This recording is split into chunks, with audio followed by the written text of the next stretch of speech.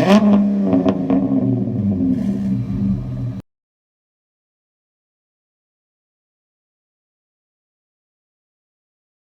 guys, so for today's video we're taking a look at all the Dodge Dart concepts or one-offs that were created for shows and special events, but were never officially released. This video builds a bit off my other two Dart videos, the first which looked at what happened to the Dart and reasons why it got cancelled so fast, and the second of which was the story of the Dodge Dart SRT4 and how that car got confirmed and then cancelled. There were many reasons for the Dart getting cut off, including the fact that the car was rushed, FCA made some questionable decisions, the car was too big for the segment, the sales were nowhere near the competition, and Dodge ultimately diverted from brand strategy. And obviously, when the Dart got cancelled, so did any hopes of the SRT model that we got promised. If you did miss those videos, make sure to check them out in the description below or the top right corner. But I wanted to make this video because I really do feel that many of the concepts we see today show a glimpse at what the SRT4 model would have looked like and what features it might have had. So we were going to cover 5 different concepts that were around throughout the short life of the Dart. And as always, you can skip to different parts by checking the description.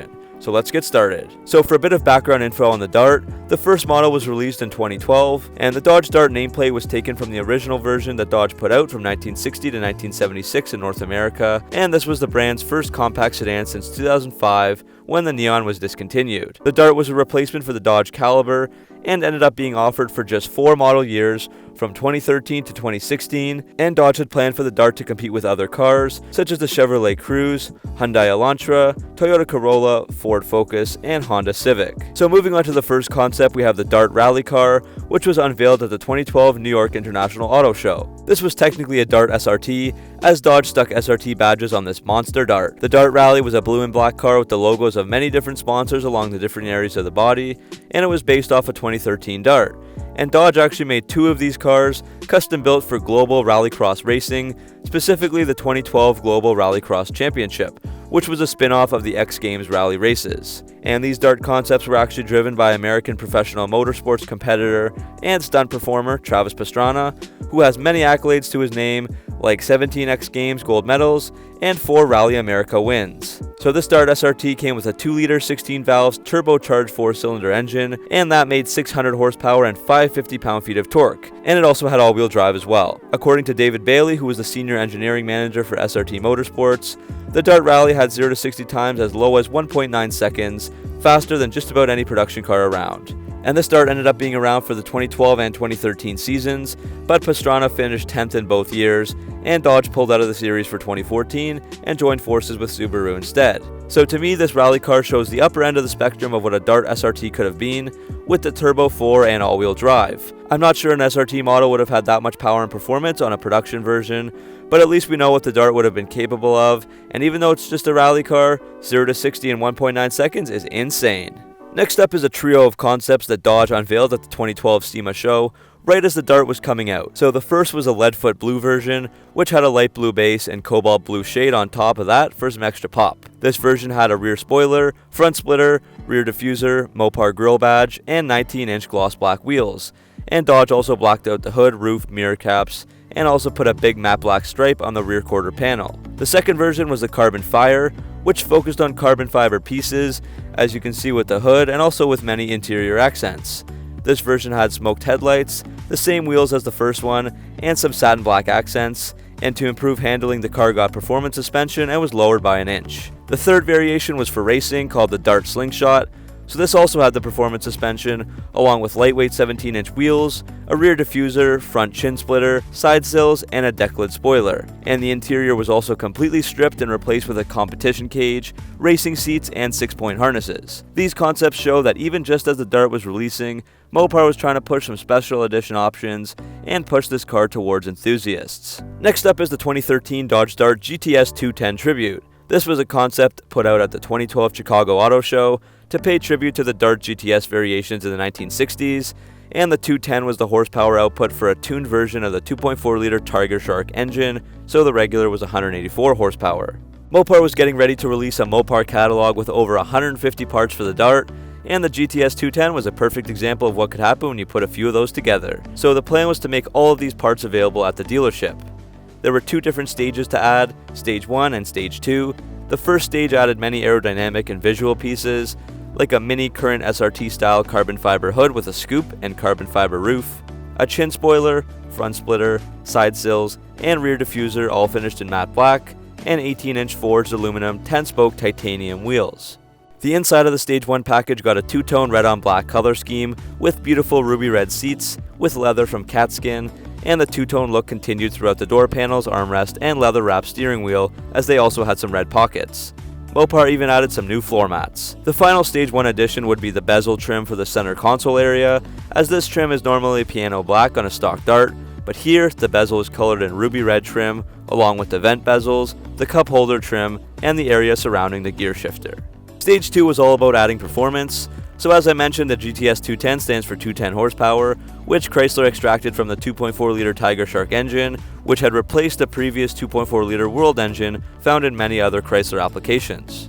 The Tiger Shark had many upgrades like larger valves, longer intake runners, and Fiat's multi-air electro-hydraulic valve actuation system, all of which combined to give a regular Dart with this engine 184 horsepower and 171 pound-feet of torque, which was a boost of 12 horsepower and 6 pound-feet of torque on the World engine. But Mopar took it even further for Stage 2 by adding 26 more horsepower, so that bumped the 184 up to 210. And they also added a new cold air intake, catback exhaust, and a tweaked ECU to achieve this. They did not mention how much the torque increase was though.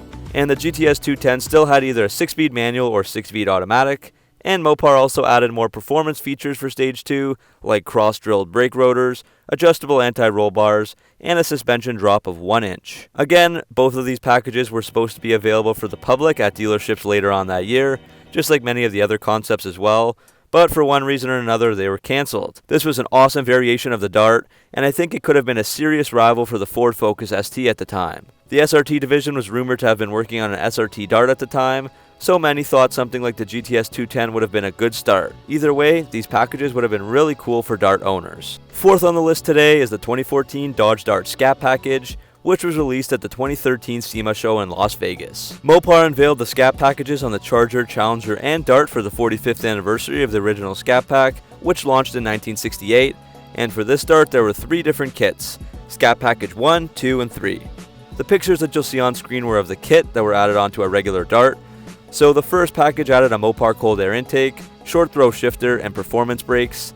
The second added an optimized engine calibration so that the car would run on premium octane fuel, along with a catback exhaust. And the third added a Mopar big brake kit with stainless steel lines, so that means 13-inch vented rotors and 4-piston calipers, a performance suspension with adjustable springs and struts, and front and rear sway bars. Again, we see a different look to the Dart with many visual improvements like the Hellcat type hood, small chin splitter, rear diffuser, and a 3-piece deck lid spoiler. The exhaust is dumped at the side, which is pretty awesome, and then they have the Charger Scat Pack wheels, 19 by 8 inch lightweight gloss black with Mopar logo center caps. And the interior was also upgraded with catskin performance leather seats, black chrome accents, and red accent stitching on the seats, dash, armrest, wheel, and shifter.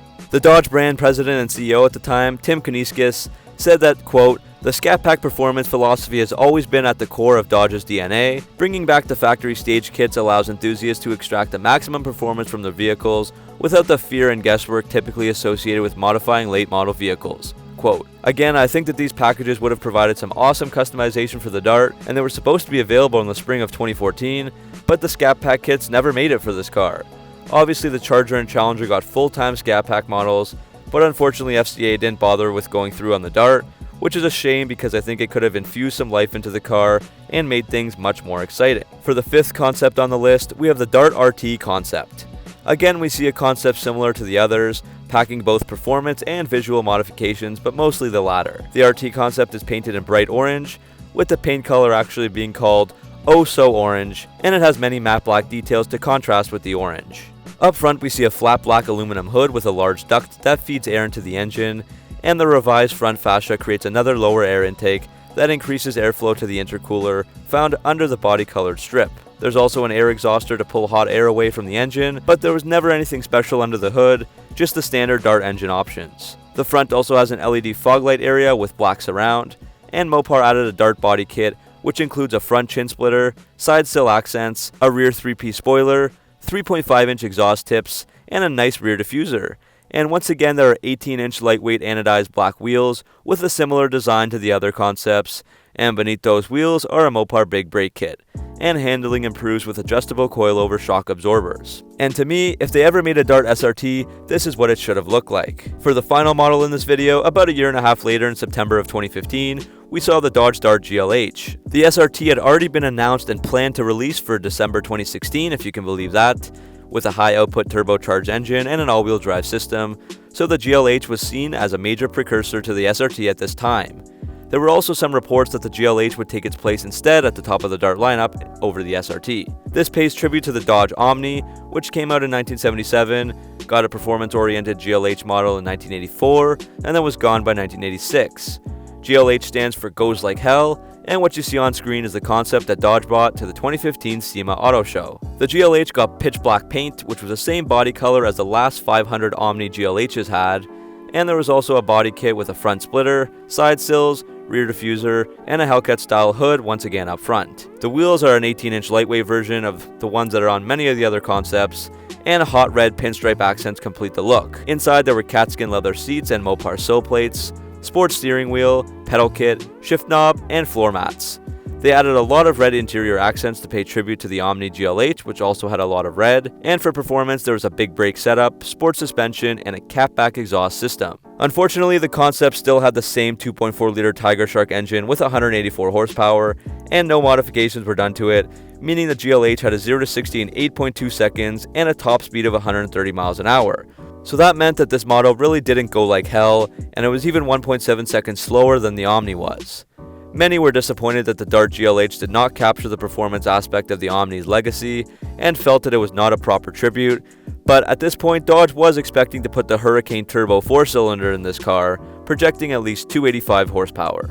So all of these concepts were very cool, and they showed the potential of the Dart should it get a higher end SRT model, but after 2016, as we talked about, the Dart was gone, and so were any SRT hopes. So that's the end of this video, guys. Hopefully you enjoyed it, and let me know which concept was your favorite. For all you Dart owners, would you have purchased these kits had they been available? Thanks for watching. Make sure to like and subscribe for all your Mopar content, and I'll see you in the next video.